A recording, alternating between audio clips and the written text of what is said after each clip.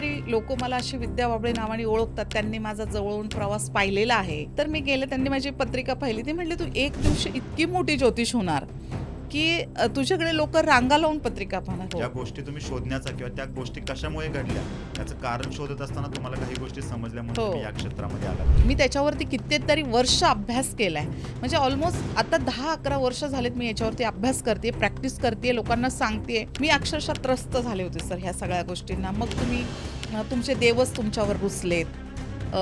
हालाकी तसं नसतं सर, देव कुणावरही रुसत नाही. पार्वती मातेने असं सांगितलं होतं की महादेवांनी जर तुला सांगितलंय की तुझा कुळाचा नाश होणार आहे, तर मग तो होणारच आहे. पण का होणार आहे हे शोध. 1960 सालानंतर म्हणजे जसं कलियुग स्टार्ट होईल त्याच्यानंतर सगळ्यात जास्त ह्या कुळशास्त्राची तुम्हाला गरज लागेल. आता ते गरज लागेल तर का लागेल, ह्या वर्षी भारताला पण सगळ्यात जास्त खूप म्हणजे दुष्काळ पण भोगावा लागेल थोडाफार.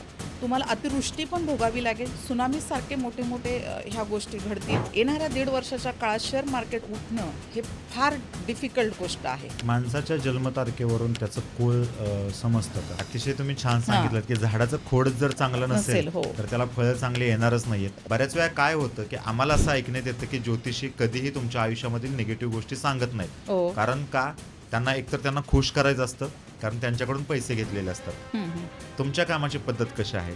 तुम्ही जे आहे ते रिअल सांगता का लोकांना? तुम्हाला इतक्या वर्षानुवर्षांचे जे आपले सनातन ग्रंथ आहेत, इतके जे प्रमाण आहेत, त्याला जे मानत नसेल तर तो सनातनी कसला? मित्रांनो, एखाद्या ठराविक जन्मतारखेला जन्माला आलेली माणसं खूप श्रीमंत का होतात? त्यांच्या आयुष्यामध्ये आकड्याचं काही महत्त्व असतं का? बरीच मोठी लोकं आपल्या नावामध्ये सुद्धा चेंजेस करून घेतात आणि ते चेंज केल्यानंतर त्यांची प्रगती सुधारते. खरं तर हे सगळं असतं न्यूमरोलॉजीचं. न्यूमरोलॉजी आपल्याला तर सगळ्यांना माहितीच आहे. पण कुळ न्यूमरोलॉजी असा एक प्रकार असतो, जो आपल्याला माहिती नाही आणि आपल्या प्रगतीवरती आपण गरीब होणार की श्रीमंत होणार याच्यावरती ते जास्त प्रभाव टाकत असतं. हे क्षेत्र आपल्यासाठी नवीन आहे, अर्थात माझ्यासाठी सुद्धा नवीन आहे. याच विषयावरती मार्गदर्शन करण्यासाठी विद्या मॅडम आपल्यासोबत जोडलेल्या आहेत. 15 वर्षांहून जास्त त्यांना या क्षेत्रातील अनुभव आहे. आत्तापर्यंत हजारो लोकांना त्यांनी मार्गदर्शन केलेलं आहे. मॅम, द रोहित पाटील शोमध्ये मी तुमचं खूप खूप स्वागत करतो. नमस्कार सर, नमस्कार. नमस्कार. या क्षेत्रामध्ये तुम्हाला काय यावंसं वाटलं? या क्षेत्रामधील किती वर्षांचा तुम्हाला अनुभव आहे? आणि लोकांना मार्गदर्शन करत असताना काही अडचणी आल्या का? किंवा कशाप्रकारे तुम्ही त्यांना मार्गदर्शन करत आहात, हे आमच्या ऑडियन्सला सांगा. नक्की सर. सगळ्यात पहिलं तर मी सौ विद्या सुशील वाबळे. मी ओके. जुन्नरला राहते आणि अच्छा. नारायणगावला आपलं ऑफिस आहे. गेले 15 वर्ष नारायणगावमध्ये स्थायिकच आपलं ऑफिस आहे. तिथून हं, आपले हं, हं. सगळे सर्व्हिस किंवा आपण तिथे ऑफिसमधनं काम चालतं. हं. दुसरी गोष्ट म्हणजे मी ह्या क्षेत्रामध्ये येण्याचं कारण म्हणजे माझाच प्रवास होता, जीवन प्रवास, ओके. की जो मी शोधत होते, की असं माझ्याबरोबर का घडतंय? हं, त्या हं, हं. प्रवास करताच ह्या क्षेत्रामध्ये मी आले. पण दुसरं एक सांगायचं कारण असं, की माझा हा संप्रदायाचाच वारसा आहे, संप्रदायाचाच वारसा आहे. ओके. म्हणजे वारकरी संप्रदायातून आम्ही येतो. हं, थोडक्यात हं, काय हं. तर वारकरी संप्रदायातून येतो. माझे आजोबा, त्यांना 21 विद्या प्राप्त आहेत. म्हणजे ते आज पण जिवंतच आहेत अच्छा. आणि दत्त संप्रदायातनं आम्ही आल्यामुळं हं, हं. थोडासा अध्यात्माचा वारसा आम्हाला होताच. होताच. पण त्याच्यात काय झालं, की काही काळ आपल्याकडे अपडाऊन चालतच असतात. हं, मग हं, आफ्टर हं. लग्नानंतर किंवा ह्या काही गोष्टींनंतर माझ्या आयुष्यात पण तशाच गोष्टी आल्या पुढे. त्यामुळे मी शोधत मी ह्या गोष्टींना कनेक्ट झाले. ओके. पहिले तर असं गोष्ट होती, की मी शोधत होते, की माझ्या जीवनामध्ये इतके अपडाऊन्स का आहेत? हं, हं, त्यामध्ये हं. शोधता मी हा प्रवास चालू केला. काही कारणास्तव मी अंकशास्त्र शिकले. त्याच्या आधी तर मी वनस्पतीशास्त्राचा खूप सखोल अभ्यास केला होता. त्याच्यावर माझी प्रॅक्टिस चालू असतानाच मी अंकशास्त्राकडे वळाले. हं. माझ्या जीवनाला एक व्यक्ती आहे, की जी माझी जवळची फ्रेंड होती. म्हणजे आहे ती आत्ता. तर तिने मला सांगितलं होतं, "तू अंकशास्त्र फॉलो कर, मग तुझ्या जीवनामध्ये खूप काही फरक पडेल." आता कितीतरी लोकं मला अशी विद्या बाबळे नावाने ओळखतात. त्यांनी माझा जवळून प्रवास पाहिलेला आहे. पाहिलेलं आहे. जे की खूप, आता जरी मी ह्या चॅनलवर नवीन असली, अच्छा. तरी अनेक ओळखतात मला. त्यांनी हं. माझा जवळून प्रवास पाहिलेला आहे. त्यांना माझा तेवढा हे पण आहे, म्हणजे हं, हं, हं. अ, असं म्हणूयात आपण, की त्यांना म्हणजे माझा जीवन प्रवास खूप चांगला माहीत आहे. तरी पण मी एक शेतकरी कुटुंबातलीच एकदम सर्वसामान्य मुलगी होती आणि त्याच्यातून हा प्रवास पुढे न्यायचा म्हणजे अशक्य होतं. तसंही कुठलं ज्योतिषशास्त्र, न्यूमरोलॉजी किंवा हं, कशाचाही आमच्या याला अध्यात्म आणि वारकरी संप्रदाय सोडलं तर कसलंच हे नव्हतं. हं, हं, मी हं. एकटी आमच्या पूर्ण खानदानात एकटीच न्यूमरोलॉजिस्ट आहे आणि ओके. ज्योतिषशास्त्र करते, तर एवढी मोठी नामांकित मी एकटीच झालेली आहे. असं काही नसताना पण इतक्या माझ्या जीवन प्रवासाकडे वळावं लागलं कारण माझ्या 2007 ते 2009 साली हं, माझ्या आयुष्यामध्ये अशी गोष्ट आली, की माझ्या घरातले म्हणजे माझ्या सासरकडच्या घरातले, हं. माझे मोठे दीर एक्सपायर झाले.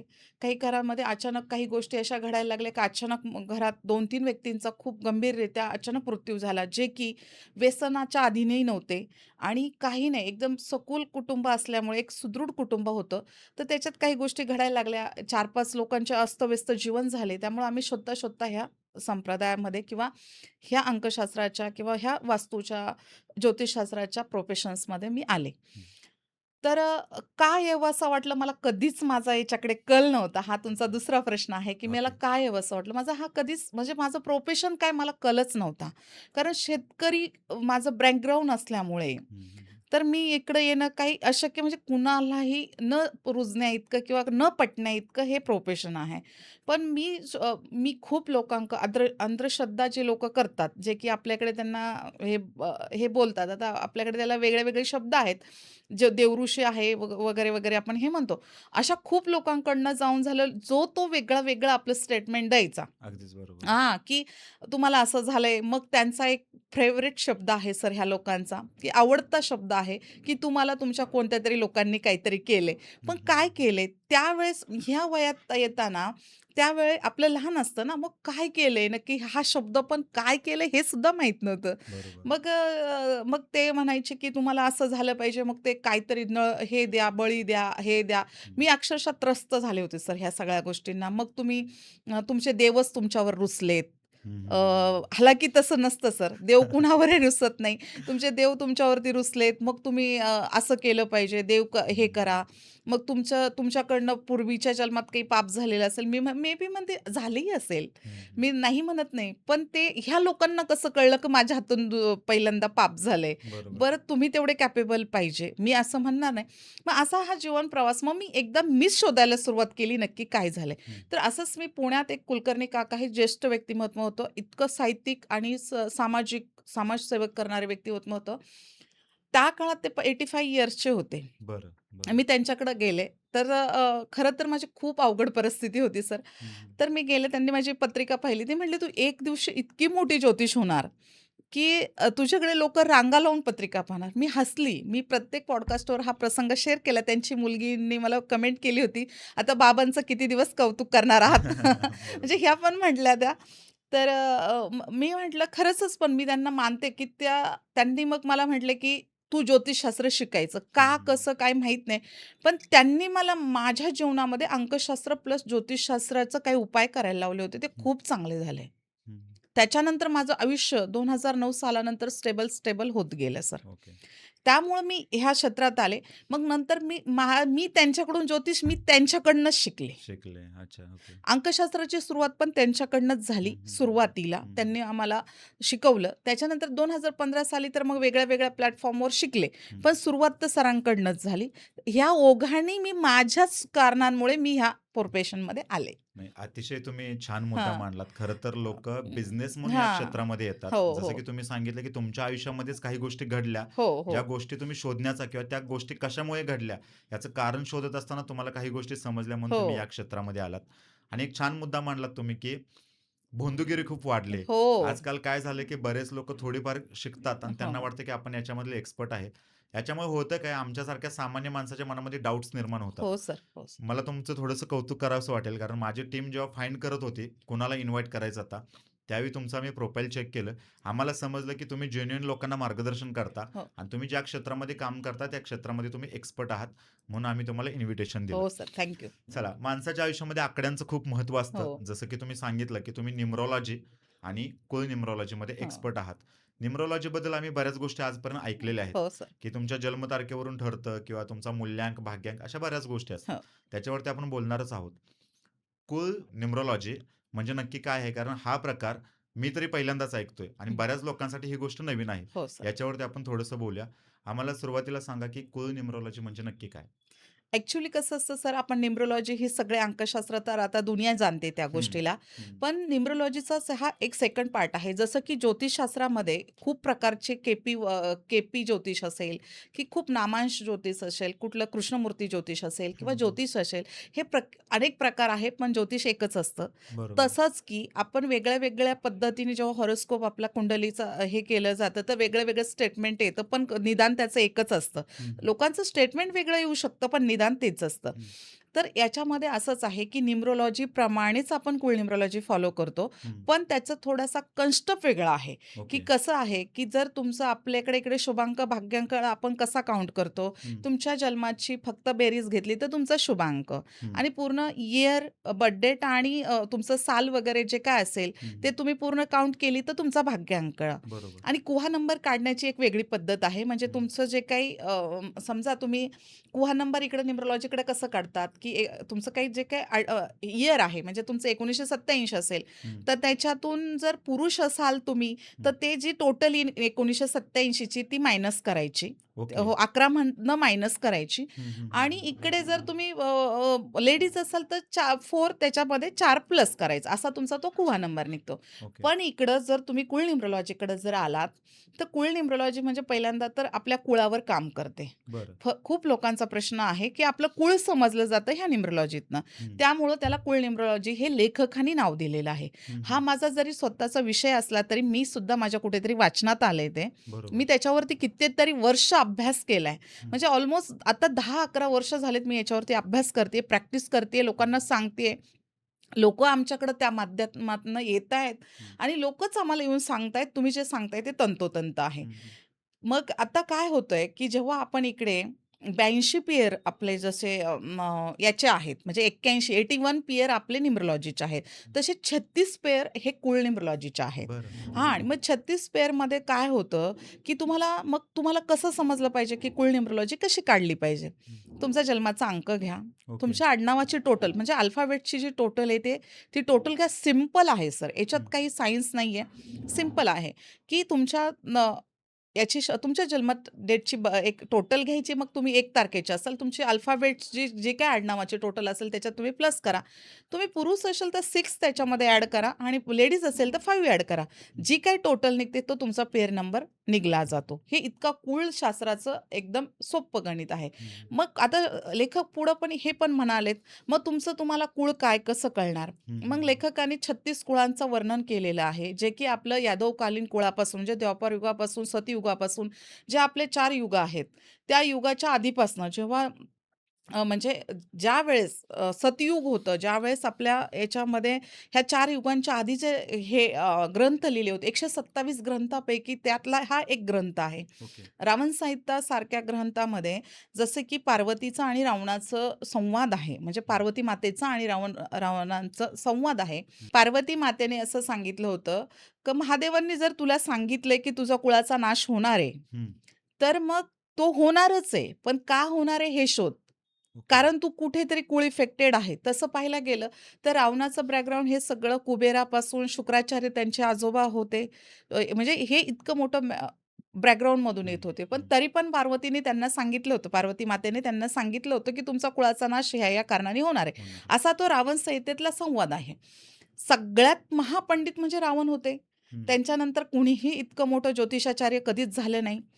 मग आता तरी पण मेघनाथांना जर त्यांची राशी चुकली किंवा त्यांचं हॉरोस्कोप चुकला, हं, तर हं. शनीची वक्रदृष्टी त्यांच्या हॉरोस्कोपवर पडणार आहे. हे म्हणजे रावणांना माहीत होतं. हं, हं. तरी सुद्धा मग हे का शक्य झालं नाही?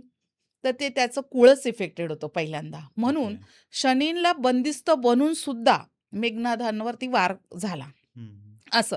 मग हे सगळं त्या रावण संहितेत सांगितलं. त्या रावण संहितेमध्ये जे काही त्याच्या व्यतिरिक्त हे लेखकांनी बनवले आहेत, 127 ग्रंथांचा अभ्यास करून लेखकांनी हे बनवलेलं कुळशास्त्र आहे. लेखकाचं असं म्हणणंच आहे, की ज्यावेळेस 1960 सालानंतर म्हणजे जसं कलियुग स्टार्ट होईल, हं. त्याच्यानंतर सगळ्यात जास्त ह्या कुळशास्त्राची तुम्हाला गरज लागेल. गरज लागेल. आता ते गरज लागेल तर का लागेल? तर आत्ता बघा, आपल्याकडे कितीतरी वास्तुकार आहेत. मी हं, स्वतः एक वास्तुकार आहे. परत ज्योतिषाचार्य आहेत. इतक्या ज्योतिषप्रेम म्हणजे आपल्या ज्योतिषशास्त्राच्या लोकांनी इतकं काही लोकांची कुंडली प्रिडिक्ट केली. वास्तूचे काय अनेक उपाय केले तरी सुद्धा लोकांच्या घरात आजारपण राहतं. बरं, आजारपण राहिलं तरी कधी-कधी आता तर सगळ्यात मेजर प्रॉब्लेम आहे आजारपण आणि लग्न होत नाहीत.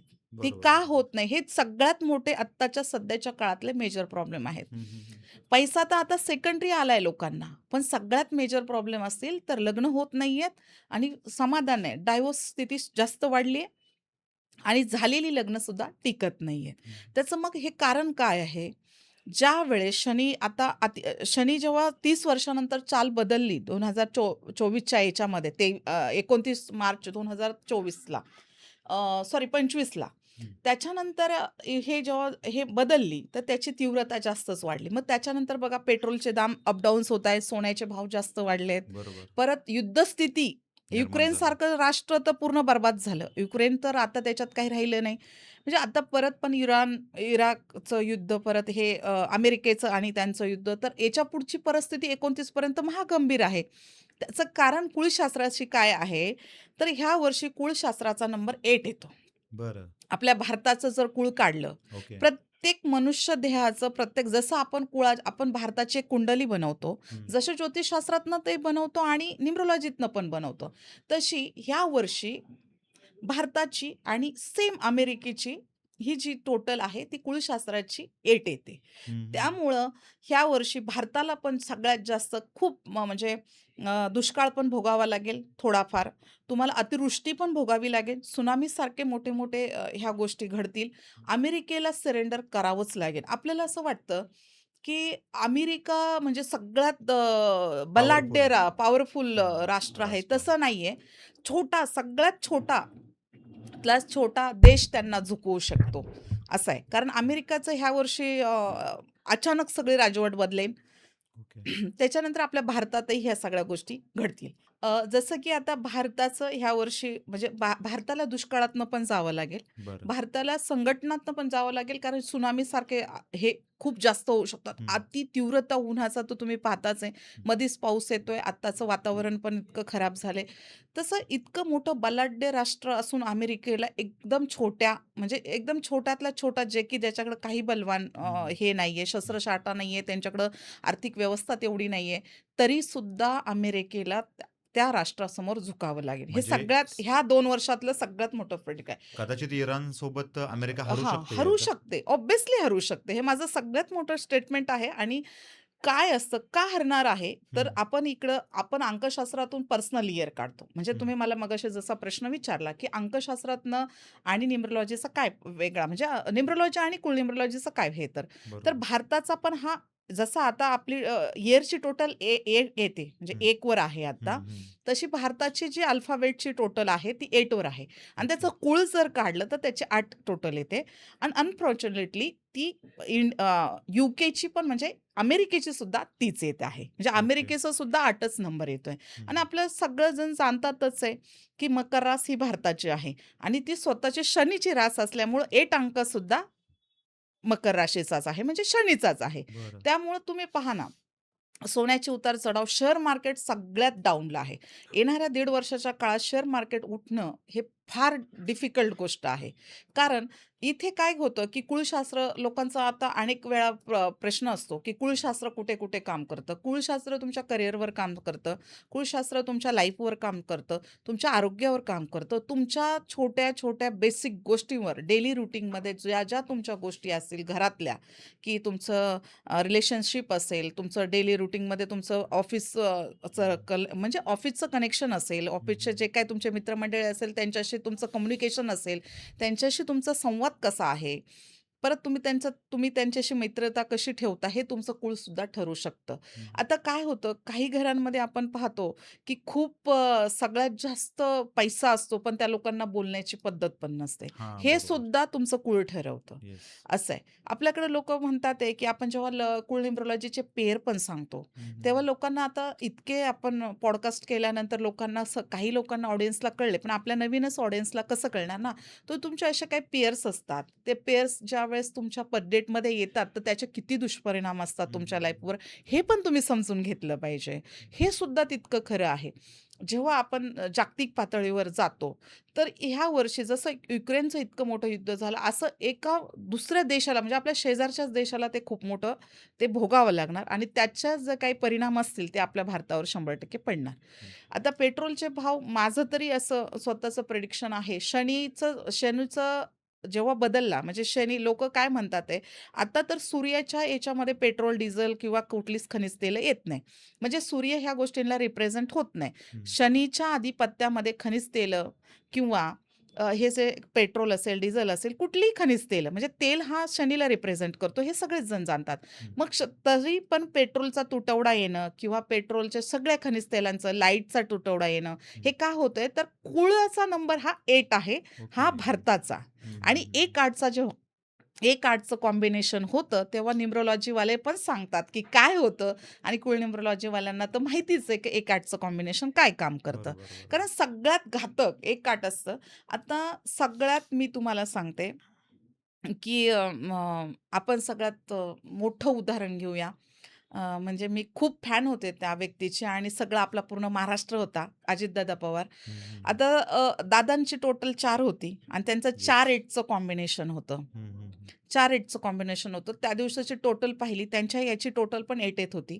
ओके. आता हे का होतं? तर याच्यात काय असतं, जेव्हा तुम्ही कूळ बाधित होता, कूळ हं. इफेक्टेड होता, तर कूळ इफेक्टेड होता म्हणजे अनेक प्रॉपर्ट्या तुमच्या कुठेतरी तुमच्याकडे शापित आलेल्या असतात. कितीही मोठा माणूस तर असेल किंवा कितीही छोटा माणूस असेल, कूळ बाधित होऊन तुमच्याकडे शापित प्रॉपर्टी आली, तर तुमचं अचानक मृत्यू होणं, अचानक घरात आजारपण येणं हे होतं म्हणजे होतं. ओके. 100% होतं. आता दादा जायच्या आधी सडनली 3 महिन्याच्या आधी अ, पवार कुटुंबातनं एका आपल्या पुण्यातल्याच प्रॉपर्टीचा वादंग चालला होता. येस, येस, येस, त्या येस. प्रॉपर्टीचं जर तुम्ही हिस्ट्री काढली तर ती प्रॉपर्टी पूर्ण शापित आहे. ते का ओके. चालला होता, राजकीय राजवट का झाली, आपल्याला त्याच्याकडे जायचं नाही, तो आपला विषय पण नाही. हं. पण कुळ कुठे कसं लागतं? हं, हं, आता हं. दादा का गेलेत उभ्या महाराष्ट्राला त्याचा प्रश्न आहे. तो आपल्यालाही पडणार. पण हे माझं प्रिडिक्शन आतनं आलेलं आहे. कारण दादांची टोटल 4-8चं कॉम्बिनेशन होतं. ह्या वर्षी भारताचं कुळाचं जे नंबर आहे तो 8 आहे आणि जो आपला इयर डेट आहे ती 1 आहे. मग 1ला 4 पण अँटी आहे, 1ला 8 पण अँटी आहे आणि याची परत टोटल केली तर पुन्हा 8च येते. हं, हं. मग ह्या सगळ्यामुळे आता आणखीन याच्यापेक्षा वेगळं जर झालं, तर याच्यापेक्षा मोठा सुद्धा नेता जाऊ शकतो, हे येणाऱ्या 6 महिन्याच्या काळात. म्हणजे ओके. जोपर्यंत 2027 लागत नाही, तोपर्यंत असे अपघाती मृत्यू खूप होणार आहेत. मग आता याच्यात काय होतं, ज्यावेळेस आपला राजाचं साल आहे. मग हं. राजाचं साल आहे तर आपण काय बोलतो, की सगळ्यात मोठे नेते, व्यवस्थित राजवट होऊ शकते किंवा काय अनेक प्रिडिक्शन आहेत अनेक ज्योतिषकारांचे. पण जेव्हा तुमचं कुळ बाधित होतं, तेव्हा काय घडू शकतं तुमच्यावरती हे तुम्ही ह्या कुळाच्या अंकांमधून समजलं पाहिजे हं, किंवा समजून घेतलं पाहिजे. कारण हं. तुमच्या दैनंदिन जीवनामध्ये जसं तुमच्यासाठी अंकशास्त्र काम करतं, तसं हे कुळशास्त्र खूप मोठ्या प्रमाणात काम येस. करतं. आणि एक अतिशय महत्त्वाचा प्रश्न आहे. खरं तर तो सामान्य माणसाच्या हं, मनामधला प्रश्न आहे. माझ्याही मनातला प्रश्न आहे. हं, बरेच लोकं खूप कष्ट करतात, पण त्यांची प्रगती होत नाहीये. हं, आणि काही लोकं अगदी कमी प्रगती करून सुद्धा श्रीमंत होतात किंवा कमी कष्टामध्ये सुद्धा श्रीमंत होतात. हं, मग अशा वेळी आम्ही बरेच कारणं शोधतो, पण आम्हाला कारण काही नक्की सापडत नाहीये. जसं की तुम्ही सांगितलं, की त्यांची कुळ न्यूमरॉलॉजी खराब असू शकते. तर त्या लोकांना जर कुळ न्यूमरॉलॉजीबद्दल जाणून घ्यायचं असेल आणि त्यांचा कुळ नंबर काय असेल किंवा तो चांगला आहे का किंवा बाधित आहे हे जर जाणून घ्यायचं असेल आणि त्यांना तुमच्यापर्यंत पोहोचायचं असेल, तर त्यांनी कसं पोहोचावं तुमच्यापर्यंत? Okay sir. खूप चांगला प्रश्न आहे. सगळ्यात पहिलं तर खूप म्हणजे जेव्हा आपण डाऊनला असतो आणि खूप हं, मोठी लोकं मोठी असतात, तर हं, तुम्ही तुमच्यातलं अंतर शोधलं पाहिजे. हं, हं, आता हं. तुम्ही बघा, जेव्हा खूप एक एसीतला व्यक्ती किंवा जो एक चांगल्या पॉश आलिशान ऑफिसमध्ये बसणाऱ्या व्यक्तीचे हात एकदम सॉफ्ट असतात.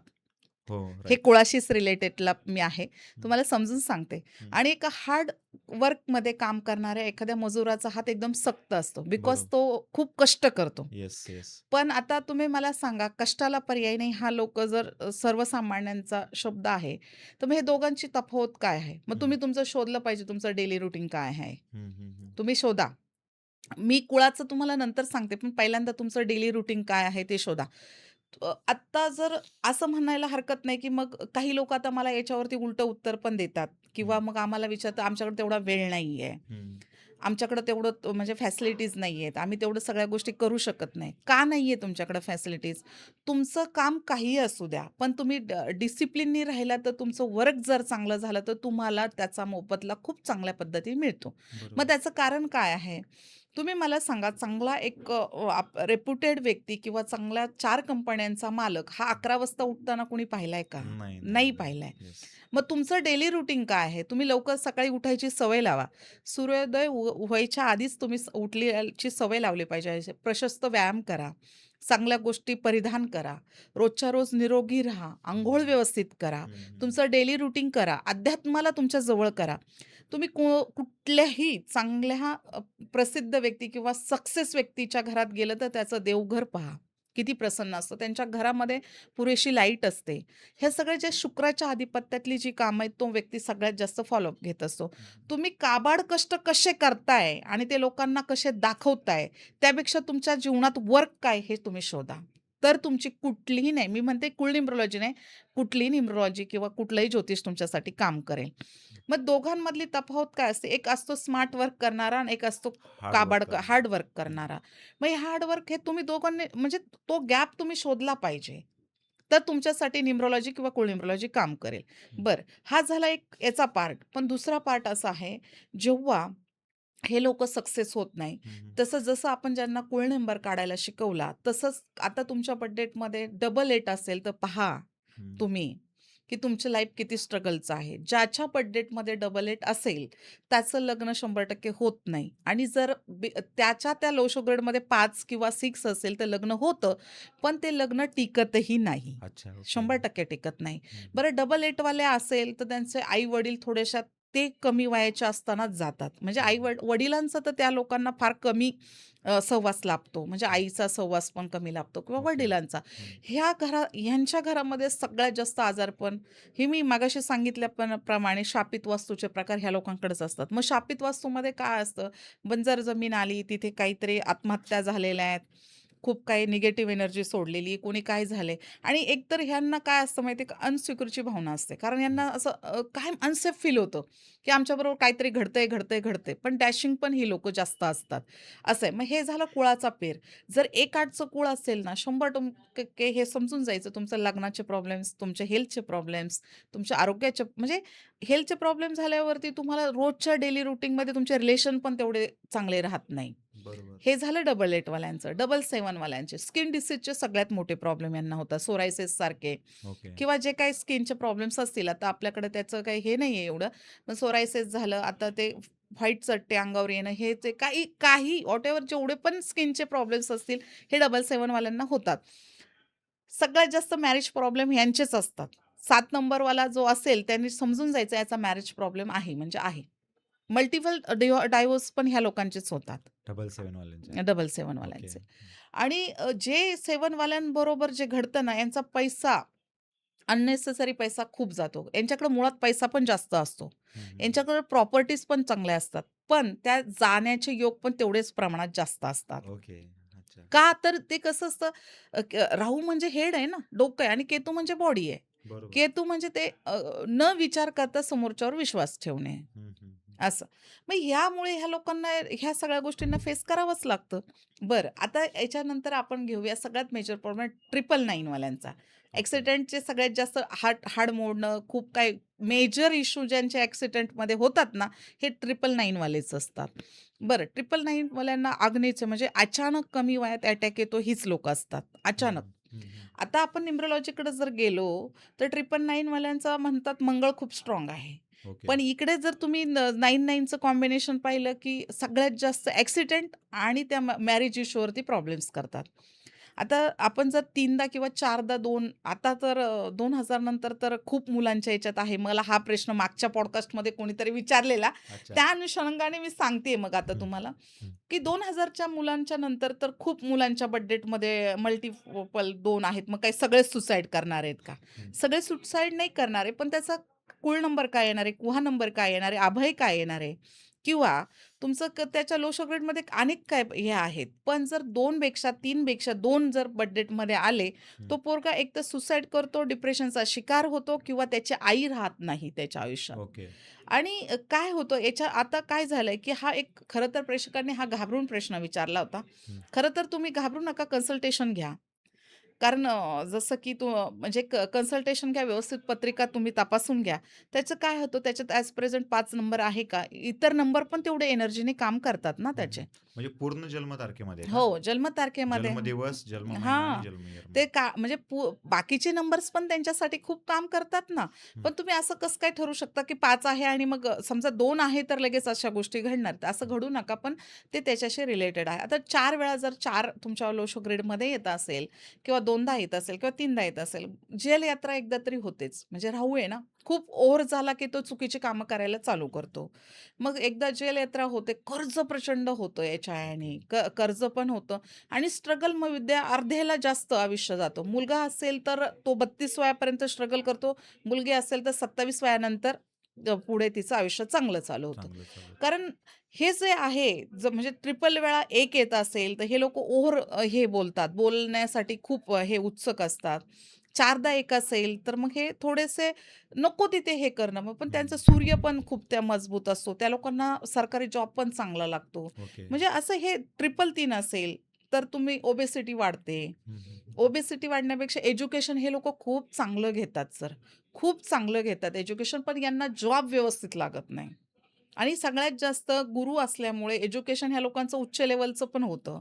असं आता 666 असेल, आपल्याकडे शुक्राला खूप चांगलं महत्त्व आहे ना. हं, बरोबर. शुक्राला चांगलं महत्त्व आहे, तर लोकांना असं वाटतं, की माझ्या ह्याच्यात शुक्र आहे. पण जर तो एकदा आला तर ठीक आहे. 2दा आला तर मॅरेज इश्यू करतो आणि मूल लग्नानंतर होऊ शकत नाही. म्हणजे कसं होतं, ज्यांना गायनॉक प्रॉब्लेम्स आहेत, त्यांनी तपासायचं. आपल्या बर्थडेटमध्ये 666 मुलं मिस्टरांच्या तरी आहे का, तुमच्या स्वतःच्या तरी आहे का?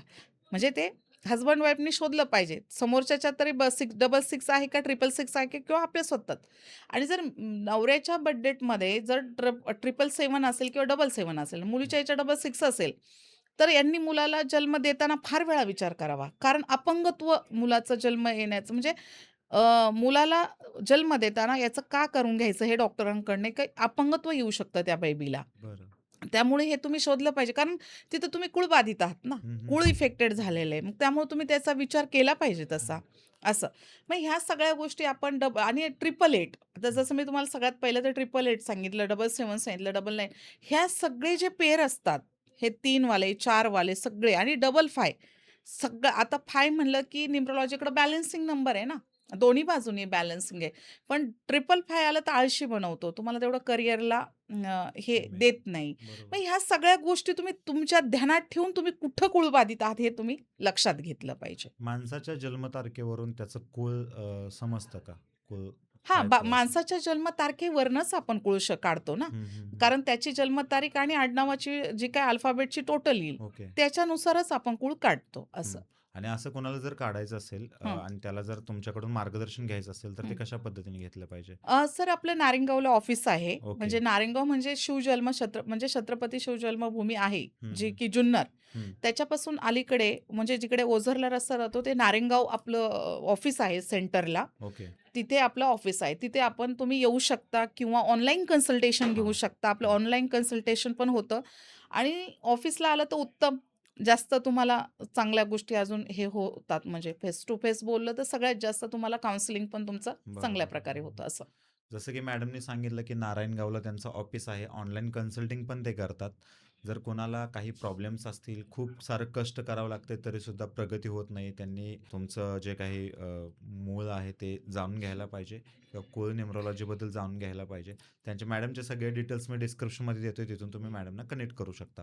पण कुळ न्यूमरोलॉजी हे आणखी कोणत्या-कोणत्या घटकांवरती परिणाम करतं? जसं की तुम्ही मगाशी म्हटलात, की नातेसंबंध. खरं तर हा खूप मोठा सामाजिक विषय झालाय. हो, बऱ्याच जणांची लग्न होत नाहीत. ते लग्न झाली तर टिकत नाहीयेत. हो. तर यावरती तुमचं काय मत आहे? सगळ्यात महत्त्वाचं नातेसंबंध कधी खराब होतात, हं. की तुमच्या घरामध्ये कुणाची बर्थडे 2 असेल. ओके. किंवा कोणाची त्याला जर अँटी कुणाचं कुळ जर लागलं हं, तर नातेसंबंध लवकर खराब होतात. हं, आता इकडं जर आपण अंकांच्या बेसवर किंवा कुळाच्या बेसवर गेलो हं. तर याला तुम्हाला कन्सल्टेशनच घ्यावं लागेल प्रॉपर, की तुम्ही अच्छा. तुमचं नातेसंबंध का होतात. हं. पण बेसिकली नातेसंबंध खराब होण्याचं कारण जे असतं ते तुमचे मल्टिपल 8, ओके. मल्टिपल 7 हं, आणि हे जर तुमचं कुळ खराब झालं, हं, कुणाचं एकाचं म्हणजे 5 व्यक्ती आहेत आणि एकाचं खराब झालं, हं, म्हणजे पूर्ण घर दूषित झालं हं, आणि राहती जागा आणि तुम्ही काही पर्चेस केलं तर ते तुमचं शापित वास्तू हं. हे एकत्र झालं तर मग तिथे हेल्थ इश्यू पण येतात आणि रिलेशनचे प्रॉब्लेम्स पण होतात. ओके. अच्छा. ते खूप महत्वाचं आहे कारण लोकांना शोधलं पाहिजे. बघा ज्याच्या घरात खूप वादंग आहे ना, हं. त्याच्या घराची राहती जागा कधीच चांगली नसते. ओके. अच्छा. ज्याच्या घरात खूप असे डायव्होर्स सारखी स्थिती होतीये आणि अगदी आई-वडिलांचं मुलांशी पटत नाहीये, मुलांचं आई-वडिलांशी मतभेद होतायत ना, राहती जागा 100% तपासून घ्यावी. काही लोकं म्हणतात आता मी तुम्ही खरं तर हा उत्तम प्रश्न विचारलेला आहे. माझ्याकडे काही लोकं येतात, आमचा उत्तम फ्लॅट आहे. हं. एकदम फर्निश्ड फ्लॅट आहे. आम्ही 5 बीएचके आहे, 2 बीएचके आहे, 3 बीएचके आहे. आमचा बंगलो आहे. आम्ही वास्तुशास्त्रानुसारच फॉलो घेतलाय. पण हे वास्तुशास्त्राचं याच्याशी संबंधच येत नाही सर. Okay, okay. हं. वास्तुशास्त्र हे वर्क कधी करतं 100% तुमचं कुळ शाबूत असेल तर. म्हणजे बरं. तुमच्या झाडाचं खोड जर चांगलं असेल, हं, तर हं. तुमच्या फांद्या, पालं, फुलं त्याला भरणार आहेत. बरोबर, असं बरोबर. आहे. म्हणजे तुमचं ते घराचं मूळ शापित आहे का ते पहा तर तिथे वास्तू काम करेल. हं, हं, हा हं. माझा जनतेला म्हणजे सांगणं आहे. हं, लोकांनी ते व्यवस्थित समजून घेतलं पाहिजे. हं, हं. आता काही लोकांचा असा प्रश्न होता, की फक्त कुळच काम करतं का? मग आम्ही एवढं वास्तुशास्त्राचं काय? तसं नाहीये. ज्या 45 देवता ह्या वास्तूमध्ये ज्या आपण स्थापित करतो हं, हं, हं. किंवा आपल्या 45 देवतांचं हे देवता बनून एक घर बनतं ना, तर ते कुठेतरी कधी काम करणार आहे ते ते जी उपजाऊ जागा आहे, जी राहती जागा आहे, हं. त्याची एनर्जी कशात आहे, शापितमध्ये आहे की कशामध्ये आहे ते पहिलं तपासा. बरं, पहिले तुम्ही कुळबाधित असणार म्हणजे तुमच्याकडे वास्तू शापित आली आहे. मग अननेसेसरी तुम्ही पैसे वास्तुशास्त्राला का घालवता? मी स्वतः वास्तुकार आहे ना, म्हणजे तुम्ही माझ्याकडे येणारच आहात. बरोबर. म्हणजे मी त्या वास्तूला किंवा तुमच्या वास्तू रिपेअर करण्याचं किंवा त्याच्यामध्ये काही करण्याचं अगेन्स्ट नाहीये. हं, पण हं. तुम्ही मूळ शोधा तर त्याच्यात खर्च करा. हं, हं, हं, हं. म्हणजे कसं होतं, की मग हे पण पाण्यात आणि ते पण पाण्यात. त्यामुळे तुम्ही पहिल्यांदा सगळ्यात आधी कुळ शोधलं पाहिजे. हं, हं. काही लोकं म्हणतात, की आम्हाला असं सांगितलं गेलंय, की कुंडली खराब असेल आणि तुम्ही वास्तूचं काही रेमेडीज केली तरी चांगलं होईल. आता हे तर गणित मला कधी आजपर्यंत कळलं नाही. मी म्हटलं कुंडली जर तुमची खराब आहे, म्हणजे तुमचं जीवनच अस्तव्यस्त आहे. बरोबर, बरोबर. पहिली गोष्ट. हं, हं. मग तुम्ही कितीही घरामध्ये माणिक, मोती काही जे काय असेल ते व्हॉटएव्हर जे पण काय असेल, घरामध्ये पिरॅमिड्स लावले ते त्याचा आणि त्याचा काय संबंध आहे? म्हणजे मला हे म्हणायचंय, जोपर्यंत तुमच्या घराची राहती जागा तुम्हाला समजत नाही, की ती कशी आहे, तोपर्यंत तुम्ही वास्तूचं कुठलंही कार्य करू नका, असं माझं लोकांना सांगणं आहे. अतिशय महत्त्वाचा प्रश्न आहे. कुटुंब म्हणलं की हो, 4-5 लोकं, 6-7 लोकं एकत्र आलीत.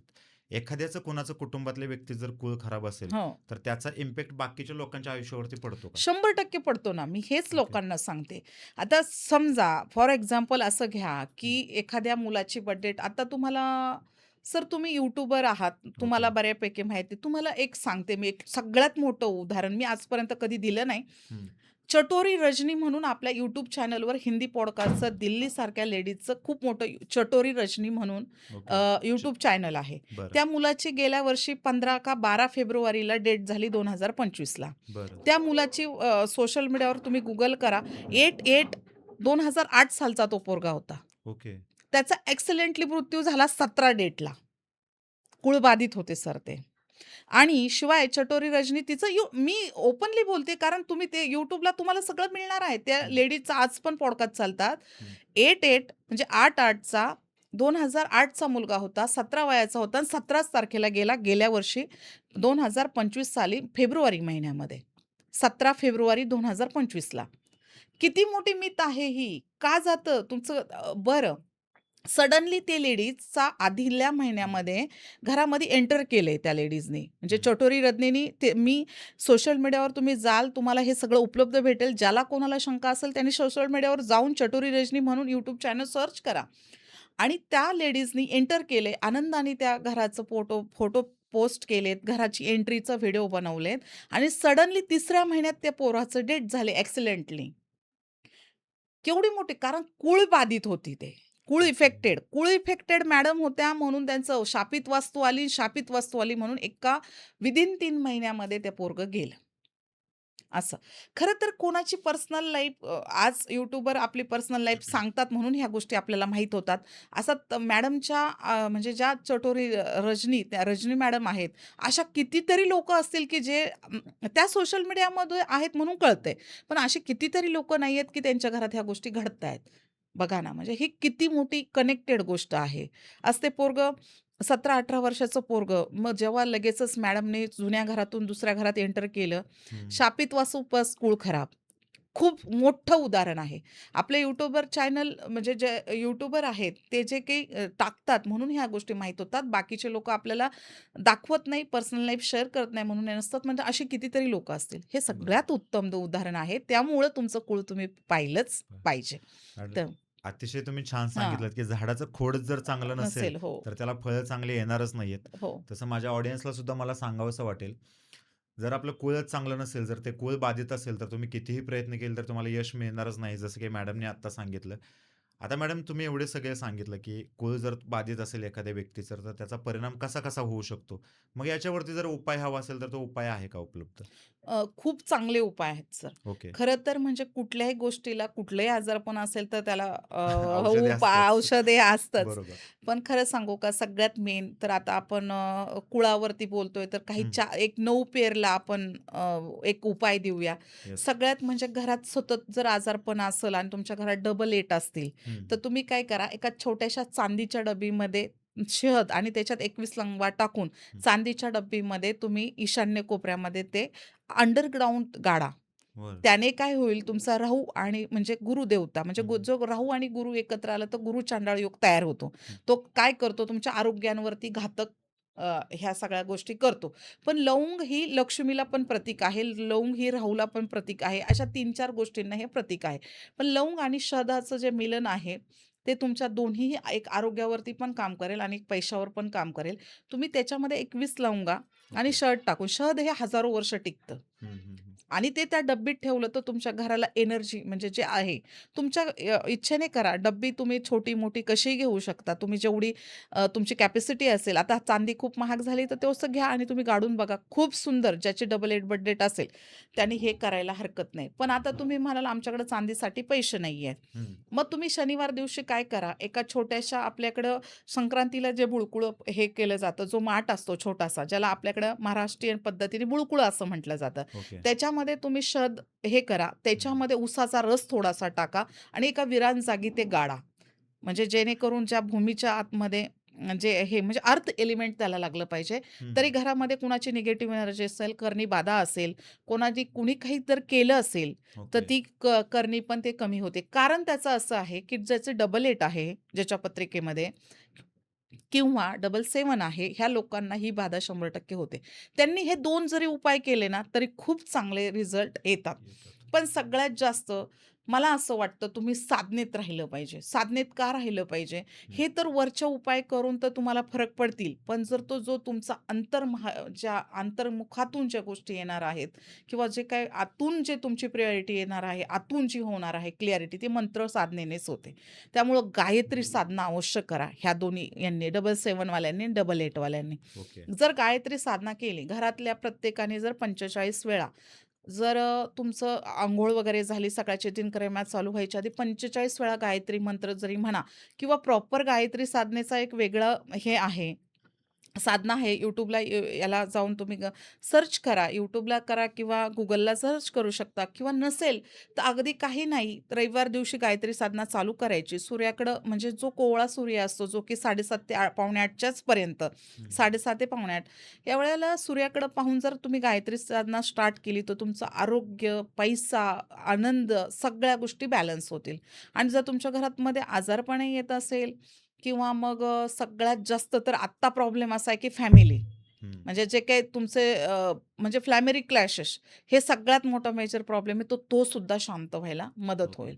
आणि कुणाची सगळ्यात मेन म्हणजे कुणाची निगेटिव्ह एनर्जी तुम्हाला लागणार नाही. लागणार नाही. तर ह्या दोघांनी ते केलं पाहिजे. ओके. डबल 9 वाल्यांसाठी काय?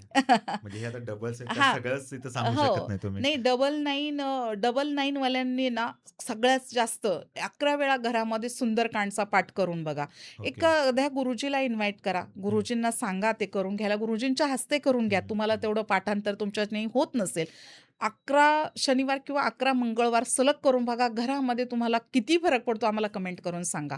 हे साधं सिंपल जरी केलं तरी खूप छान रिझल्ट आहे. डेली रुटीनमध्ये हनुमान चालीसा म्हणा. उत्तम जर हनुमान चालीसा जर तुम्ही पाठ केली, तर ओके. 8 मिनिटं ते 16 मिनिटं चांगले लागतात. म्हणजे तुम्ही जर चांगली पाठ नसेल तर 16 मिनिटं आणि पाठ असेल तर 8-9 मिनिटं लागतात. तर हं, तेवढं तुम्ही म्हणा डेली रुटीनमध्ये तेवढं जरी म्हटलात तरी खूप हं, छान रिझल्ट येतो.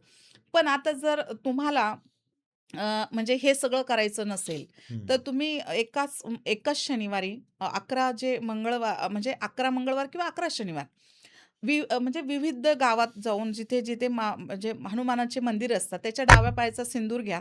तो घरामध्ये ठेवा. त्याच्यामध्ये चमेलीचं तेल ओता आणि ते रोज कपाळाला लावा. सगळ्यात बेस्ट उपाय.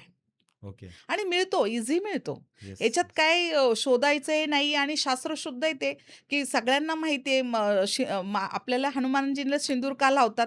रामरक्षासाठी त्यांनी ते आपल्याकडं विभूती करून घेतली होती आणि स्वतःला हे केलं होतं. तर तुमचं रक्षण स्वतः राम पण करतील, स्वतः हनुमानजी पण करतील.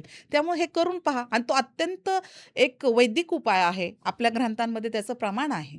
ते करून पहा. सगळ्यात जालीम उपाय आहे. म्हणजे बाहेरची बाधाही होणार नाही आणि आपण जे काही करतो, की जे ॲक्सिडेंट होतात, हं, घाबरल्यासारखं होतं, हं, हं, बेचैन होतं, हं, अशा हं, लोकांनी करून पहा. खूप हं, हं, सुंदर उपाय आहे हा. हं, हं.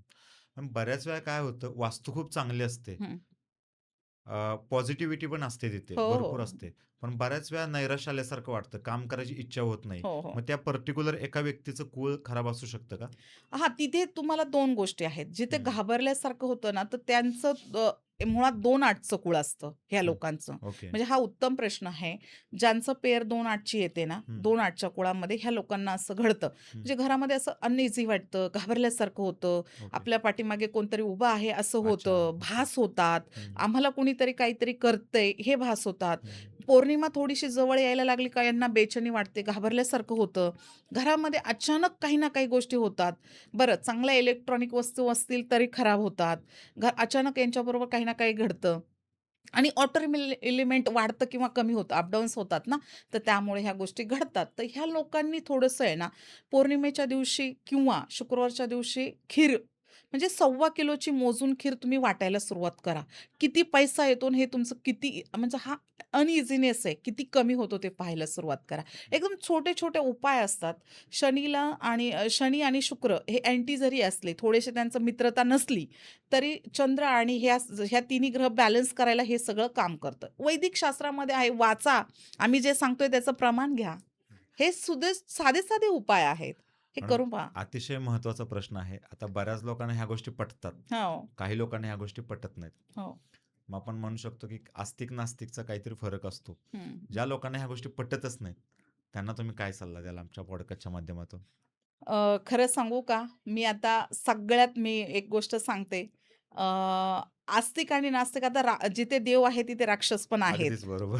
सगळ्यात बरोबर. म्हणजे एक याच्या भाषेत समजून सांगायचं झालं तर. ओके. तुम्ही स्मशानात किती वेळ बसू शकता ह्या लोकांना विचारा. हं, म्हणजे हं. एखादा जर म्हटला तर मला कशाचाच परिणाम होत नाही, तर त्याला सांगायचं की तू मला स्मशानात रोजचं तुझं डेली रुटीन करून दाखव. बरोबर. नाही करू शकत ना. म्हणजे चांगली एनर्जी आणि पॉझिटिव्ह एनर्जी हं, किंवा चांगली एनर्जी, एक वाईट एनर्जी याच्यातले प्रकार ज्याला कळतात ना, ते याच्यावर 100% विश्वास ठेवतात. हं. आणि जर तुम्हाला इतक्या वर्षानुवर्षांचे जे आपल्या सनातन ग्रंथ आहेत, इतके हं, जे जे प्रमाण आहेत, त्याला हं. जे मानत नसेल, तर तो सनातनी कसला? अगदी बरोबर. म्हणजे मी एवढंच सांगेल. याच्या व्यतिरिक्त आपण कोणाला मारून, हे करून, शाब्दिक मारा करून कोणालाही सांगू शकत नाही, "बाबा तू कर्म कर. तुझ्यासाठी बरोबर, योग्य आहे." पण ते बरोबर, त्याची बुद्धीच त्याला सद्बुद्धीच त्याने ते आत्मसात करून ते केलं पाहिजे. बरोबर. आणि तुम्हाला मी एक गोष्ट सांगू का 99% मी एक सांगते तुम्हाला. हं, मी माझ्या करिअरमध्ये पाहिले ह्या 15 वर्षाच्या म्हणजे मी जेवढे जेव्हापासून करते माझं ऑफिस जेव्हापासून चालू झालंय, सगळ्यात जास्त जे लोकं म्हणतात ना, आमचा विश्वास नाही, त्यांना आतून त्यांचा आत्मा खात राहतो. हं. कुठेतरी काहीतरी आहे, आहे, कुठेतरी आहे. काहीतरी आहे. हे जे आतला आवाज असतो ना, त्यांनी तो ओळखावा. म्हणजे त्याचं तरी ऐका. जगाचं नका ऐकू, त्याचं तरी ऐका. कारण तो आत्मा तुमच्याशी बोलत असतो ना. पण बरेच लोक आहेत ना, अगदी फोन नंबर घेत असताना हं. सुद्धा एका ठराविक विशिष्ट अंकाचा नंबर घेतात किंवा नवीन गाड्या घेतल्यानंतर सुद्धा चॉईस नंबरसाठी किंवा आवडीच्या नंबरसाठी लाखो रुपये खर्च करतात. हं. काही लोक आपल्या नावामध्ये सुद्धा बदल करून घेतात. हो, जसं की हो. एक्झाम्पल द्यायचं म्हटलं तर रितेश देशमुख सर आहेत. हो, त्यांनी हो. सुद्धा आपलं नाव बदललेलं आहे. हो. ह्या सगळ्या गोष्टी करण्यामुळे आयुष्यावरती याचा काही इम्पॅक्ट पडतो का? खूप जास्त पडतो सर. कारण हं, तुमची एनर्जी जी होते ना, मूळ एनर्जीपासून तुम्ही कनेक्ट असता, ती एनर्जी थोडी चेंज होते. जर समजा तुमच्याकडे थोडीशी कमी लेव्हलची एनर्जी आहे, तर तुमची हाय एनर्जीत कन्व्हर्ट होतं. आता हं, रितेश साहेबांचं आपण एक उदाहरण घेऊया. हं, जेव्हा देशमुख साहेबांना अटॅक येऊन देशमुख साहेब गेले, त्यावेळेचं रितेश सरांचं जेव्हा आयुष्य किती हे होतं, हलाखी बरोबर. म्हणजे आपण हलाखीचं नाही म्हणणार, इथे शब्द हलाखीचा नाही, पण कसं होतं थोडंसं नामांकित नव्हते त्यावेळेस ते फार म्हणजे पॉप्युलर पण नव्हते झाले आणि अ, म्हणजे आयुष्य असं एकदम छान आणि सुंदरच चाललं होतं. इतकं काही हे नाही. पण आत्ताचं ज्यावेळेस रितेश सरांनी ह्या 2.5 वर्षाच्या काळामध्ये त्यांनी नावामध्ये स्पेलिंग ॲड केले. त्याच्यानंतर पिक्चर्स किती हिट झालेत अगदी, सरांचे अगदीच, अगदीच. आणि लाईफ चेंज झालं. आता इथे 2 गोष्टी आहेत बघा. सरांनी जर देशमुख आणि रितेशमध्ये जे ॲड केलेत जे अल्फाबेट्स, हं, त्याच्यानंतर त्यांचं कुळ पण चेंज झालं. हं, हं, आणि हं. त्यांचं आयुष्य पण चेंज झालं. म्हणजे मूळ जी डेट आहे ती पण चेंज झाली आणि कुळाची पण डेट चेंज झाली. तर तसं पाहायला गेलं तर देशमुख साहेबांना अचानक अटॅक येणं, त्यांची पण थोडीशी मागची हिस्ट्री जी आहे, हं. जी लातूर साईडची ज्यावेळेस त्यांचं जे ते पुण्यात जाऊन स्थायिक होणं, ही सुद्धा हिस्ट्री थोडी वेगळी आहे. ती पब्लिकली सगळ्यांना माहीत आहे. त्यामुळं कुळाचा इम्पॅक्ट सरांवर पण होताच. हं, हं, त्यामुळं सर अचानक गेले. देशमुख साहेब अचानक गेले. हं. आणि त्याच्यानंतर रितेश साहेबांचं जे थांबलेलं आयुष्य म्हणजे की ते त्यावेळेस त्यांना स्ट्रगल पिरियड चालू होता. ओके. बऱ्यापैकी स्ट्रगल पिरियड सरांनी देशमुख साहेब गेल्यानंतर स्ट्रगल पिरियड 9 वर्ष काढला. त्याच्यानंतर सरांनी 2022च्या एंडिंगला नाव चेंज केलं आणि ते पब्लिश केलं. मग त्याच्यानंतर सरांचे पिक्चर्स हिट जायला लागले अगदीच, आणि अगदीच. त्याच्यानंतर आत्ता तर त्यांनी किती पिक्चर्स दिले. त्यामुळं पॉझिटिव्ह एनर्जी खूप होते. फक्त योग्य रीतीने तुम्ही अल्फाबेट्स किंवा नाव चेंज केलं पाहिजे. असं कोणाला जर करायचं असेल आणि त्याला जर योग्य सल्ला हवा असेल, तर तो तुम्ही देऊ शकता. हो सर, नक्की. आपण ते रोज करतोच असं आहे. ओके. आता मार्केटमध्ये एक नवीन ट्रेंड आलाय आणि खास हां. करून तरुणांमध्ये. याला विराट कोहली सुद्धा अपवाद नाहीये. हातावरती काहीतरी गोंदलं जातं, विशिष्ट हं, प्रकारचे सिम्बॉल काढले जातात. हं, हं, कधी-कधी स्वतःची जन्मतारीख सुद्धा काढली जाते. याचा हं. काही इम्पॅक्ट पडतो का आयुष्यावरती? सर आता काय झालंय माहिती का? रीलचा जमाना आहे ना. हं, हं, हं, मग हं. आता मी तुम्हाला हे अंगठी सांगते. म्हणजे हे आता सध्या अंगठ्यात घालायची खूप पद्धत आहे. मी ओके. इथपासून सांगते तुम्हाला. हं. तर हे काय होतं, की आपल्या डाव्या हाताचा अंगठा आपण जर डेट झाली आपली, की तो लुळा पडतो. म्हणजे अच्छा. सगळ्यात आधी आपल्याला एनर्जी कानाचे चापे हे उलटे होतात आणि अंगठा हा असा होतो आणि माणसाचा मृत्यू होतो. हे गरुड पुराण सांगतं आणि तसं सायंटिफिकली प्रूव्ह आहे. म्हणजे डॉक्टर पण सांगतील तुम्हाला ह्या सगळ्या गोष्टी. त्याचं कारण काय असतं, हा जो पूर्ण तत्वांना बॅलन्स म्हणजे पंचतत्वात विलीन याचा ओके. सिम्बॉल आहे हा. अच्छा, अच्छा. ओके. आपण काय म्हणतो, एकदा एखाद्या माणसाची डेथ झाली, तर तो पंचतत्वात विलीन झाला. हं, म्हणजे हे 5 बोटं म्हणजे 5 एलिमेंट्स आहे आणि हे आपला अंगठा असा गेला का अशी मूठ होते म्हणजे माणसाचा मृत्यू झालाय हं. आणि त्याचं म्हणजे पंचतत्वात विलीन. म्हणजे हे 5 तत्व आता ह्या बॉडीतले संपलेत म्हणून त्याला हे विलीन केलं झालं. जातं. हं, हं. पण मग त्याच्यात तुम्ही चांदी वेअर केलाय. चंद्राला रिप्रेझेंट करते चांदी. हं, आता हं. काही लोकं काय म्हणतात दोन्ही बोटामध्ये जेंट्सनी आणि म्हणजे त्याच्या मिसेसनी म्हणजे मुलीनी पण तो घातला पाहिजे आणि मुलांनी पण तो घातला पाहिजे. नवरा-बायकोंनी तो घातला पाहिजे. हं. हसबंड वाईफनी तो घातला पाहिजे. तसं करूच नका. सगळ्यात जास्त तुमची पहिल्यांदा पत्रिका पहा. सगळ्यात मोठा ट्रेंड चालला आहे, की अंगठ्यामध्ये चांदी घालण्याचा. म्हणजे जे काही त्याला कडा म्हणूया आपण, काही असेल ते. तर तुमच्या जर ते पंचतत्वात म्हणजे तुमचं एलिमेंट जर चुकीचं असेल आणि तुम्ही चांदी जर ती बोटात घातली, तर तुम्हाला मेजर आजाराचा इश्यू होऊ शकतो. हे सायंटिफिक प्रूव्ह आहे. ओके. सगळ्यात मोठं. आणि काय झालंय, की लोकं रील्स पाहतात आणि तेच आपल्यावर ॲप्लाय करतात. काही त्याला हे करत नाही. म्हणजे कशा त्याचे शोधाशोध करत नाही, त्याचा पाठीमागचा रिझन ऐकत नाही, काही नाही. हं. रीलला येते ना, मग आपण घालायचंय. म्हणजे पण प्रत्येक व्यक्तीचं वेगवेगळं वेगळं, असतं. वेगळं ओके. प्रत्येकाची बॉडी वेगळी आहे ना. बरोबर. प्रत्येकाची हं, बॉडी हं, वेगळी हं. आहे. मग त्यामुळे तुमची पत्रिकाही वेगळी आहे. तुमचं जन्माची डेट वेगळी आहे. ते सगळ्यांना कसं सूट होईल? तसं नाही होत सूट. जरी सगळ्यात लाल किताबमधली सगळ्यात मोठी रेमेडी आहे. ती वर्क पण करते. पण ती कशी वर्क करते हे तुम्हाला माहीत पाहिजे. तसंच आता जसा तुम्ही प्रश्न विचारला का सिम्बॉल. पूर्वी पटकन पत्रिका जर कुणी बर्थ डेट विचारली तर सांगत पण नव्हतं. कारण ती गुपित गोष्ट असायची. तुम्ही पब्लिश हे करताय, त्याच्यावरती तुम्हाला मग तंत्र म्हणजे आता तुम्ही जर एखाद्या पब्लिश सांगताय, म्हणजे ही खरी बर्थ डेट आहे हे समोरचा ग्राह्य धरणार आहे. म्हणजे याचा अर्थ काय होतो, ती बर्थ डेट पाहिल्यानंतर तुम्ही जगामध्ये ओपन होताय. म्हणजे काय लोकांना ईझी केलंय तुम्ही. बरोबर. मग तुमच्यावर तंत्रक्रियाही होऊ शकते. तुमच्या पाठीमागे काहीही क्रिया सोडू शकतात. काहीही करतात. मग तुम्ही काय म्हणता, की आम्हाला कोणीतरी काय केलं? कारण तुम्हीच त्याची हे केले ना. आता राहिला प्रश्न हे बर्थडेटचा झाला. सिम्बॉल. आता काय झालंय रेकीची पद्धत खूप मार्केटमध्ये आली आहे. पण रेकी वेगळ्या-वेगळ्या पद्धतीने यूज केली जाते. बरं. रेकीचे जे काही 7 प्रकार आहेत म्हणजे आपले 7 चक्राचे प्रत्येक चक्राचा एक सिम्बॉल आहे. हं. मग तो सिम्बॉल आपल्या मानेवर किंवा लोकं हातावर, आता तर काय कॉलेजच्या पोरं वगैरे सगळे यंग जनरेशन चांगलं सगळ्या जनरेशनमध्ये ते काढून टॅटू सारखं काढून घेण्याची पद्धत आहे. अतिशय चुकीचं आहे. ज्यावेळेस तुमचे 7 चक्रा बॅलन्स नसतील आणि तुम्ही सिम्बॉल जर वेगळं कुठलं करताय, तर ते अँटी होतंय. म्हणजे एनर्जी एकमेकाला म्हणजे एकमेकाला टकरा घेतीये आणि त्याचे काहीतरी स्फोट होतोय. म्हणजे तुमचं काहीतरी इम्बॅलन्स झालं, की मग तुमच्या जीवनावर त्याचा परिणाम होतो. त्यामुळं तुम्ही ते सिम्बॉल नाहीच केले पाहिजेत आणि जर करताय, तर त्याचा पूर्ण अभ्यास करा. तेवढी तुमची साधना पाहिजे आणि मग तुम्ही त्या सिम्बॉलला आपल्या जवळ केलं पाहिजे. कुठलाही म्हणजे आता तुम्ही मला सांगा, कुठलाही सिम्बॉल आपण देवाची प्रतिमा काय अंगावरती हे करून करतो का? देवाच्या मग सगळेजणांनी देवाचे अंगावरती गोंदलंच असतं की. बरोबर. त्या सिम्बॉलला प्रत्येक सिम्बॉलला एक एनर्जी आहे ना, म्हणजे अनाहत चक्रापासून तर रूट चक्रापर्यंत ना, आज्ञा चक्रापासून तर रूट चक्रापर्यंत प्रत्येक याचं सिम्बॉल आहे. त्या एनर्जीला तुम्ही तुम्ही बॉडीवर हे करताय, म्हणजे हाताने तुम्ही काहीतरी वेगळं करताय. हं. त्याच्यामुळे हे असं करूच नका. त्याच्यातलं पूर्ण ज्ञान घ्या आणि जर तुम्हाला असं काही करायचं असेल, तर तेवढी साधना करा. तर त्या गोष्टीला हे करा. एखादा असं. माणूस जेव्हा अडचणीत येतो, तेव्हा आम्ही सगळ्यात पहिला धावा करतो तो म्हणजे देवाचा. हो, जर देवाने आमचं नाही ऐकलं, तर आम्ही जातो एखाद्या ज्योतिषाकडे. हो. ज्योतिषाकडे गेल्यानंतर ज्योतिष आम्हाला सांगतो, की हे असं करा आणि तसं करा. बऱ्याच वेळा काय होतं, की आम्हाला असं ऐकण्यात येतं, की ज्योतिषी कधीही तुमच्या आयुष्यामधील निगेटिव्ह गोष्टी सांगत नाहीत. हो. कारण का? त्यांना एकतर त्यांना खुश करायचं असतं, कारण त्यांच्याकडून पैसे घेतलेले असतात. हं, हं. तुमच्या कामाची पद्धत कशी आहे? तुम्ही जे आहे ते रिअल सांगता का लोकांना? खरं सांगू का आता मी सांगण्यापेक्षा लोकं कमेंट करतील मी कशी आहे ते. कारण माझ्याकडे एक एक 2-3 महिने झाले असेल, एक आमच्या भागातलेच म्हणजे आंबेगाव तालुक्यातले खूप मोठं व्यक्तिमत्व आहे. ते आले होते. ते मला बोलले, "मॅडम असं वाटतं त्या ज्योतिषाच्या याच्यातनं बाहेर पडलं, की राजा झालोय आपण. पुढच्या महिन्यात आपल्याला करोडोची लॉटरी लागणार आहे. तुम्ही मला पार माझा डाटाच वाचून दाखवला. खरं सांगू रिॲलिटीची, जोपर्यंत तुमचा आजार पक्का कळत नाही त्याच्यावर इलाज होत अगदी नाही. बरोबर, अगदी मग मी बरोबर. तुम्हाला गोड चॉकलेट दिलं, तर तुम्हाला डायबिटीज होणार. हे पक्का आहे. त्याच्यामुळं सत्य स्वीकारायला शिका आणि सत्य सांगायला शिका. त्यामुळं तुम्ही दोन्ही सेफ राहता. म्हणजे सांगणाराही सेफ राहतो आणि तो घेणारा पण एकदम पॉझिटिव्ह वेनी घेतो. कारण कसं आहे, की काही लोकं आता मी तर थोडंसं काय म्हणतात, त्या मॅडमकडे जायची भीतीच वाटते म्हणतात. ते काय असेल ते स्पष्टच सांगतात.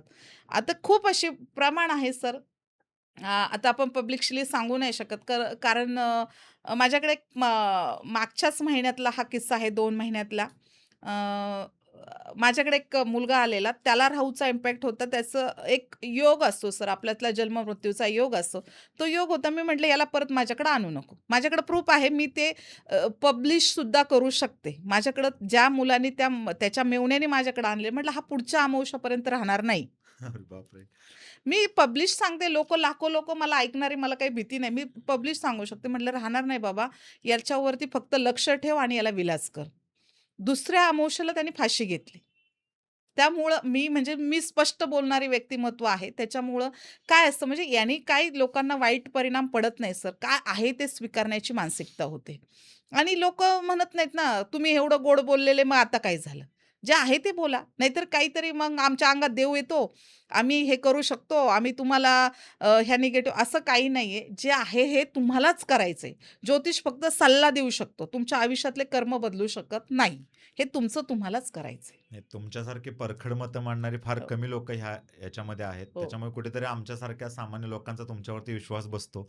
हा प्रश्न विचारण्याचं कारणच ते होतं, की मार्केटमध्ये भोंदूबाबांचा सुळसुळाट आहे हो, अहो. आणि याच्यामुळे सर्वसामान्य माणसाचं नुकसान होतंय आणि तेव्हा त्यांचं जेव्हा नुकसान होतं, तेव्हा ते मग आमच्यासारख्या इन्फ्लुएन्सर लोकांची मदत मागतात, की आमचे एवढे-एवढे पैसे यांनी बुडवले आणि आमचं काही चांगलं झालंच नाही, तर आम्हाला मदत करा. म्हणून हा प्रश्न विचारावासा वाटला. तुमच्या ज्ञानावरती आमची कधीच शंका नव्हती आणि नसेलही. ज्या लोकांच्या आयुष्यामध्ये खूप सारे प्रॉब्लेम चालू आहेत, खूप सारे कष्ट करून सुद्धा प्रगती होत नाहीये, तर त्या लोकांनी त्याचं मूळ शोधलं पाहिजे आणि ते मूळ शोधण्याचं एकमेव कारण म्हणजे तुमचं न्यूमरोलॉजी आणि तेच जर तुम्हाला समजून घ्यायचं असेल, तर मॅमचे कॉन्टॅक्ट डिटेल्स आपण डिस्क्रिप्शनमध्ये देतोय. कमेंट्समध्ये सुद्धा देतोय. ऑनलाईन कन्सल्टिंग सुद्धा ते करतात. ऑफलाईन त्यांना भेटायचं असेल, तर नारायणगावला त्यांचं ऑफिस आहे. तिथे जाऊन तुम्ही भेटू शकता आणि त्यांच्याकडून योग्य ते मार्गदर्शन घेऊ शकता. अतिशय महत्त्वाचा प्रश्न, पॉडकास्टच्या सुरुवातीपासून तुम्ही खूप आत्मविश्वासाने सांगताय, की असं केलं की असं होतंय. तुम्ही हजारो लोकांना आजपर्यंत मार्गदर्शन केलेलं आहे.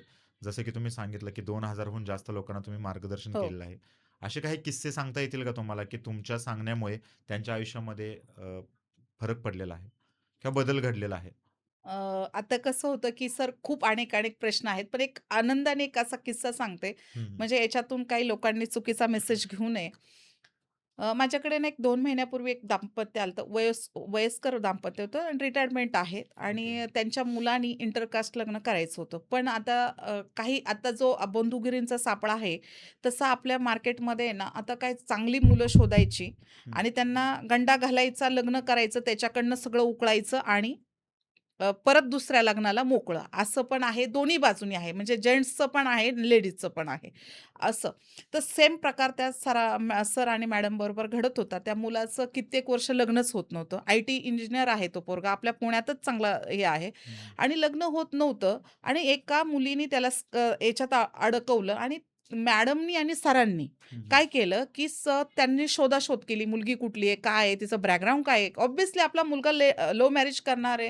ह्या सगळ्या गोष्टी करणार आहे, तर कोणी पण चौकशी करणार. बरोबर. मॅडमचं यांचं इंटरकास्टमुळं आणि ती मुलगी लांबची असल्यामुळे किंवा काही थोडंसं त्यांचं फॅमिली बॅकग्राऊंड जुळतही नसेल कदाचित, त्याच्यामुळे त्यांनी नाही म्हणून सांगितलं. मुलगा ऐकायलाच तयार नाही. मॅडम माझ्याकडे आल्या. मी त्यांचं न्यूमरोलॉजीतनं पाहिलं. सरांचं त्या मुलाची कुळ न्यूमरोलॉजी जेव्हा पाहिली, 7-7चं कुळ होतं. त्यामुळं हे ऑब्व्हियसली तुटणारच होतं लग्न आणि 7-7चं कुळ असल्यामुळे बघा लहानपणी त्याला आहे ना, तापामध्ये त्याला मेंदूत ताप गेल्यामुळे त्याला बोलण्याचा पण प्रॉब्लेम होत होता. म्हणजे थोडासा लेट बोलायचा तो. हं, हं. ह्या सगळ्या गोष्टी. तर मग हे सगळा परिणाम तर त्याच्या आयुष्यावर झाला होता. उजवा पाय पण त्याचा थोडासा अपंगत गेल्यामुळे. तर आम्ही मॅडमला मी काय सांगितलं, "सर मॅडम त्यांना खूप काही म्हणजे देवलशांनी काय-काय सांगितलेलं, काय-काय त्या लोकांनी हे सांगितलं, त्यांनी ते सगळे प्रकार केले." म्हणलं, "ही पोरगी त्याच्या आयुष्यातून गेली पाहिजे." म्हणलं, "मला ते काही येत नाही, ती पोरगी त्याच्या आयुष्यातून जाईल की नाही, हे हं. मी तुम्हाला सांगू नाही शकत. पण हे कार्य तुमचं थांबेल, तुमच्या मनासारखं होईल, मी एवढं करू शकते." आता मला कधीच वाटलं नव्हतं का त्यांचा लग्नच होणार नाही, ह्याला काहीतरी ब्रेक लागेल. हे असं कधीच नव्हतं वाटलं. आपण त्यांची कुळपूजा केली. ओके. जी काही क्रिया असते, ज्या 7-7च्या कुळाची आपल्याकडे एनर्जी असते, ते कुळपूजा केली आणि त्यांना साधना दिली. आपल्याकडे एक 27 प्रकारच्या साधना आहेत. मग त्या साधना फक्त रोज वाचांतर करायचं तुम्ही त्या अशा वेगळ्या-वेगळ्या साधना आहेत, त्या साधना दिल्या. मी त्यांना सांगितलेलं, "याच्यात काहीतरी चमत्कार घडेल मॅडम, फक्त विश्वास ठेवा. तुमच्या मनासारखं होईल, फक्त तुम्ही तंतोतंत करा." पण मॅडम आणि त्या सरांनी इतकं तंतोतंत फॉलो केलं. आम्ही त्यांना जवळची डेट देऊन कुळपूजा त्यांच्याकडनं करून घेतली. सर असा प्रॉब्लेम झाला, की त्यांचा 3दा जे काही ते रजिस्टर लग्न होणार होतं, हं. काही कारणास्तव पुढे गेलं. आता ओके. त्या मुलाला 15 दिवसापूर्वी कळलं, की ह्या मुलीचा ट्रॅप काय, त्या मुलाने त्या मुलीचा नाद सोडून दिला. म्हणजे इतकं कुळपूजेमध्ये ताकद आहे. हे काही मिरेकल नाहीये. ही ती एनर्जी असते, की तुम्हाला वाईट गोष्टींकडे प्रवृत्त करते. ओके. हे काय भोंदूगिरी किंवा हे नाहीये का मी काय तिथे काय त्यांना काहीतरी जे काही चुकीचं आहे ते दिलं नव्हतं का तुमची ती हं, हं. पोरगी जाईल, असं नाही. प्रॅक्टिकल गोष्टींवर बोला. मी त्यांना स्पष्ट सांगितलेलं त्या दोघांचं आहे म्हटल्यानंतर ते लग्न करू शकतात. पण ह्या गोष्टी मिरेकलपणे घडतात. त्यामुळं तुम्ही याच्याकडं हे लक्ष देऊन तुम्ही कूळ तपासला पाहिजे असं. एक सामाजिक विषय आहे आणि ज्वलंत विषय आहे. जसं की आपण या पॉडकास्टच्या माध्यमातून सुरुवातीला पण तो बोललो. अनेक मुलांची लग्न ठरत नाहीत. हो, माणसाच्या आयुष्यामध्ये सगळ्यात मोठा प्रॉब्लेम असतो तो म्हणजे आर्थिक चणचण. हो, हो. आज खास करून आपल्या भारताला तरुणांचा देश म्हटलं जातं. बिलकुल. तरुण हा नैराश्यात जगतोय. त्याच्या आयुष्यामध्ये आनंद नावाची गोष्ट नाहीये. बरोबर, बरोबर. एक शेवटचा प्रश्न आहे, या तरुणांना तुम्ही सल्ला काय द्याल? जे तरुण नैराश्यामध्ये जगतात त्यांना सल्ला काय द्याल तुम्ही? तुम्हाला मी खरं सांगू का? माझ्या सगळ्या तमाम तरुणांना, माझ्या मुलांना हे आहे, सांगणं आहे. तरुण मुली, मुलं काही येतील त्याच्यात, जे की माझ्या मुलांच्या वयाचे आहेत, जे की आता तारुण्यात आहे, जे जाणार आहेत. आई-वडिलांची सेवा करा सगळ्यात जास्त. कुटुंब सुदृढ ठेवा. दुसरी गोष्ट, तुमच्या कुटुंबातलं वातावरण तुमचं भविष्य घडवतं. त्यामुळं तुम्ही नैराश्यात जाऊच शकत नाही, जर तुमचं कुटुंब सुदृढ असेल तर. हे 2 मेसेज इतके हे आहेत, जोपर्यंत आई-वडिलांचा संवाद मुलांचा कमी झाला, त्यामुळं हे नैराश्य आलंय. कुटुंबाशी संपर्क तुटलाय म्हणून नैराश्य आलंय. त्यामुळं कुटुंब सुदृढ ठेवा, आई-वडिलांची सेवा करा, तर तुमचं सगळं चांगलं होईल, असं मला वाटतं. हाच माझा सल्ला आहे. कारण कुटुंबाची ठेवण जर चांगली ठेवली, तर नैराश्य येण्याचं कारणच नाहीये. कारण आपल्याकडे पूर्वी कुटुंब पद्धती होती. कारण हं, 100 लोकं तोंडं बोलायला होती. हं. घरामध्ये किमान 10-15 लोकं असायची. आई-वडिलांनी मारलं तर चुलता काका आपल्याला जवळ घ्यायचे. आपले आजी-आजोबा जवळ घ्यायचे. कारण नैराश्य यायचं कारणच नव्हतं. आता आई-वडिलांशीच भांडायचे आणि आई-वडिलांवरच नैराश्य काढायचे. ही पद्धत झाली, तर ती करू नका. चांगलं जगा, चांगलं हे करा. मित्रांनो, एखाद्या झाडाची जर फांदी तुम्ही तोडली, तर ती फांदी नंतर उगवू शकते. जर त्या झाडाला जर मुळापासून नष्ट करायचं असेल, तर त्याच्या खोडावरती घाव घालायचा असतो. त्याच्या मुळावरती घाव घालायचा असतो. तसंच माणसाच्या आयुष्यामध्ये खूप सारे प्रॉब्लेम्स असतात. ते प्रॉब्लेम जर आयुष्यातून समूळ नष्ट करायचे असतील, तर आपण त्याच्या प्रॉब्लेमच्या बेसवरती गेलं पाहिजे. तो बेस म्हणजे आपलं कुळ. आपलं कुळ चांगलं आहे की बाधित आहे, हे आपल्याला माहिती नसतं. ते जाणून घ्यायचं असेल, तर मॅडमचे डिटेल्स मी कॉन्टॅक्ट जे काही असतील ते डिस्क्रिप्शनमध्ये देतोय, कमेंट बॉक्समध्ये देतोय. तिथून मॅमशी तुम्ही संपर्क करू शकता. जर तुम्हाला मॅमशी भेटायचं असेल, तर त्यांचं ऑफिस आहे नारायणगावमध्ये. तिथे तुम्ही ऑफिसला व्हिजिट करू शकता किंवा तिथे दिलेल्या नंबरवरती कॉन्टॅक्ट करून तुम्ही ऑनलाईन कन्सल्टिंगसुद्धा घेऊ शकता. मॅम, तुम्ही इथे आलात आणि खूप मोलाचं मार्गदर्शन केलंत. खरं तर हा विषय माझ्यासाठी सुद्धा नवीन होता. त्याच्यामुळे हो, सर. बोलताना बऱ्याच वेळा मी सुद्धा अडखळलो. तुम्ही खूप छान मार्गदर्शन केलंत आणि मी माझ्या जास्तीत जास्त ऑडियन्सला सांगेन तुमच्यापर्यंत त्यांनी पोहोचावं. हो, इथे सर. आलात त्याबद्दल तुमचे मनापासून आभार. पुन्हा एकदा नवीन आपण विषयांवरती चर्चा नक्की सर. करूच. नक्की. येस. नक्की. इथे आल्याबद्दल थँक थँक आभार आहे.